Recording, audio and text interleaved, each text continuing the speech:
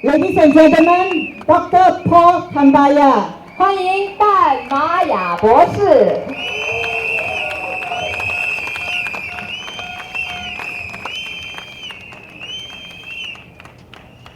Friends and fellow Singaporeans, thank you all for coming for the first rally for the Bukit Batok by-election.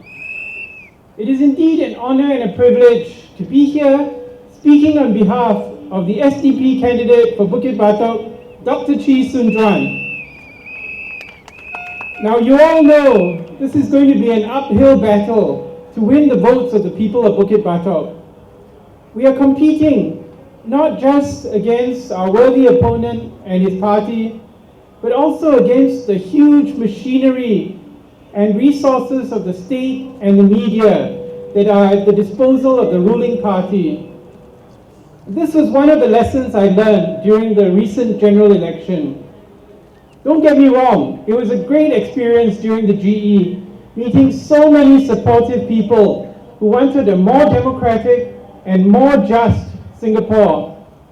I was also really touched by the hard work of the SDP volunteers who tirelessly visited homes, distributed flyers, organized rallies, managed our social media sites, and did so many other things to get the message of democracy and justice and equality to the people. They did this voluntarily on their own, without any special privileges such as priority for their children's admission, parking privileges, or even chicken rice meals. However, they and the SDP have to compete against the total control of the mainstream media, the crackdown on social media, and the overwhelming use of state-funded resources in the People's Association for the benefit of the ruling party. That's not good, right? Since GE 2011, bloggers have been jailed, fined, arrested, and sued. Online media outlets like our friends here need to put down a $50,000 deposit. When we produced a humorous video, we were warned about the possible violations of the Films Act. But you know, I'm an optimist. I still think we can find some fearless and humorless alternative media champion who's got $50,000 to spare, who can help ensure that Singaporeans get a well-rounded view of the news. Now, you know, at the beginning of every campaign, some of the mainstream media outlets try to be fair. But when it comes close to polling day, all pretense of objectivity tends to go out of the window. For example, just before the September 11 election day last year, my 85-year-old aunt asked me, "Why are you not campaigning?" I told her, of course we're campaigning. We had a very emotional rally. We spent the whole day knocking on doors, meeting people, posting on social media until just before midnight on cooling off day. She didn't believe me. She said, "The newspapers are just full of the PAP." I pointed out to her there was a small section somewhere in the middle which had the transcript of my TV broadcast speech. But she insisted that we were not doing enough because she didn't see the SDP on TV or in the newspapers. That's not a very good state of affairs. The week after the election, a patient came into my clinic on a motorized wheelchair, accompanied by his daughter. They both congratulated me on what they said was a very well-run campaign. So I asked them, "Where do you live?" They said to me, "Yihua." So, you know, naturally the next question came. They answered straight away and they said, "Well, Grace Fu has done so much for us. She even gave me this wheelchair." I said to him, "Hey, wait a minute. That wheelchair comes from your own money. It's taxpayers' money." But they would not be convinced. They said that she herself came personally to the flat to deliver the wheelchair with an army of grassroots leaders. Now, you know, try as we might, the SDP does not have $1 billion of taxpayers' money to spend on social support for needy individuals who fall through the cracks of our complicated healthcare system. But we do have people with strong hearts. And I can tell you, no one has a stronger heart than Dr. Chee.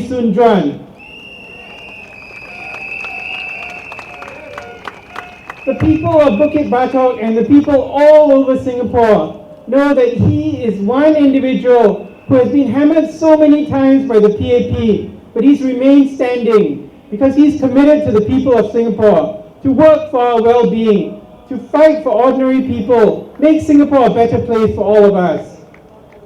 Now, one of the points of contention in this election has been a promise made in August 2015 by Mr. David Ong to set aside $24 million for upgrading. These were supposedly including a new market, some improvements in the surrounding areas under the HDB's Remaking Our Heartland initiative. There were also proposals for a new hawker centre, new childcare centres, a new elder care centre, apparently under the NRP. Now, the SDP would like to reassure the residents that both the HDB and the NRP programs will continue regardless of who they choose to lead them on the 7th of May. For example, we know from Mr. Pritam Singh that the Yunos Spring NRP program went ahead despite the change in town council in Aljunied. Similarly, Hougang was amongst the second batch of the HDB's Remaking Our Heartland project, despite the fact that Hougang has not had a PAP MP for more than 25 years. So don't worry, this constituency will not be left behind. The PAP has put forward these proposals and the SDP will implement them if this is what the residents want.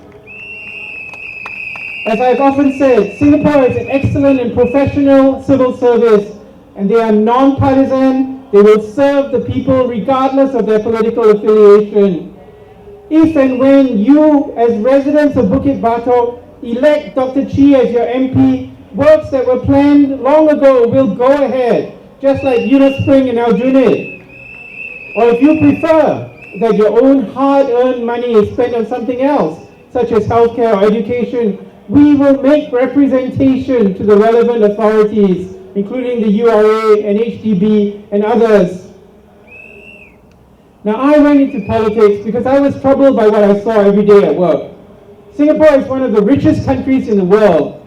Yet my patients tell me, in Singapore, they say, 可以死不可以生病. I was involved in the SDP healthcare plan in 2012. We asked the government to raise healthcare expenditure to $10.5 billion. This year, in fiscal year 2016, the government wants to spend $11 billion, even more than what we asked for. However, people in Singapore are still paying out of pocket for many of their outpatient costs. A large proportion of that $11 billion has gone into building beautiful new hospitals.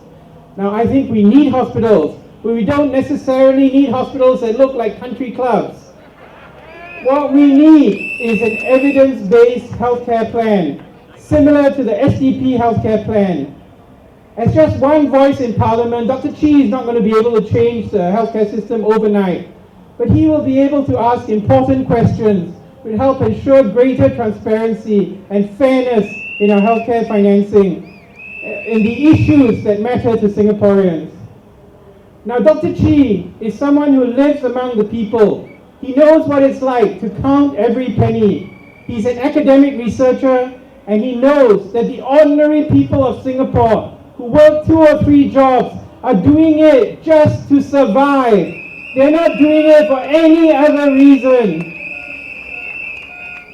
Believe me, if and when he's elected MP and he decides to become a part-time, highly paid industrial neuropsychologist or maybe even corporate lawyer, I will be the first person to call him out on that. I promise you.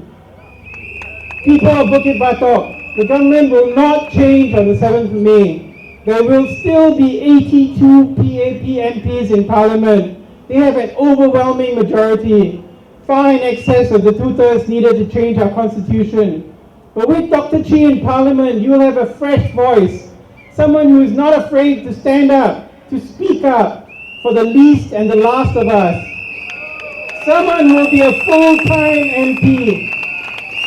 to run an efficient town council, to be your voice in Parliament. Vote Dr. Chee, 7th of May, 2016. Thank you.